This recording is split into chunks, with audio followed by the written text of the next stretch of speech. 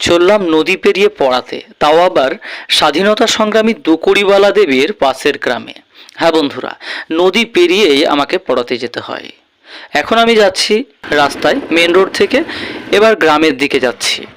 ওখানে গিয়ে বাইকটি রাখবো নদীর পাড়ে এবং রাখার পরে নৌকো করে ওপারে যেতে হবে। এখন আমি বাইকটি এখানে রেখে চললাম নদীর ঘাটের দিকে।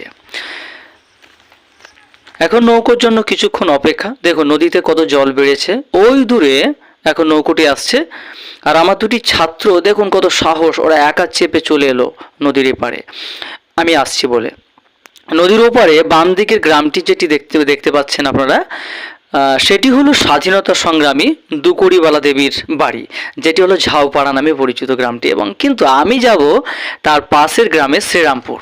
নৌকোয় যেতে যেতে একটু ভিডিও করলাম। চারিদিকে নদীর পাড়ে প্রচুর গাছ, সবুজ আর সবুজ, কি দারুণ লাগছে তাই না? এখন আমরা এপারে পৌঁছে গেলাম। দেখুন বাচ্চাগুলি কিন্তু ভয় করছে না, দেখুন কেমন সাঁতার কাটছে। দেখুন তিতলি আর রোহন, এরাও দুজন আমার কাছে পড়ে, এরাও আমার ছাত্র।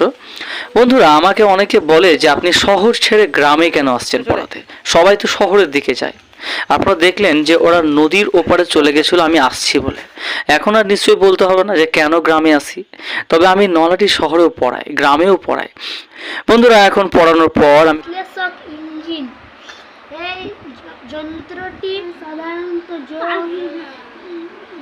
আমি বাড়ি ফিরছি। তবে এখন কিন্তু নৌকোয় ফুল ভর্তি হয়ে গেছে, লোক একটু বেশি চেপেছে।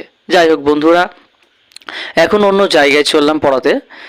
এই শহর ছেড়ে আরো অনেক দূরে চলো কোথাও চলে যাই। আজকে এই পর্যন্তই থাক। কেমন লাগলো অবশ্যই কমেন্টে জানান। ভালো থাকবেন।